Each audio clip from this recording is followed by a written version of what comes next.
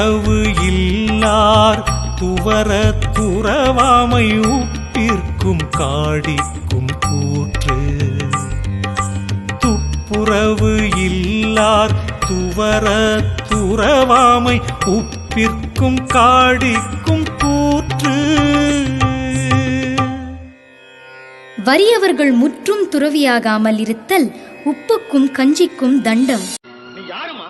நிம்மதியை தேடி போய்கிட்டு இருக்கேன். தயவு செஞ்சு என்ன தடுக்காதீங்க. என் பகைவனை கூட அதுக்கு அனுமதிக்க மாட்டேன்.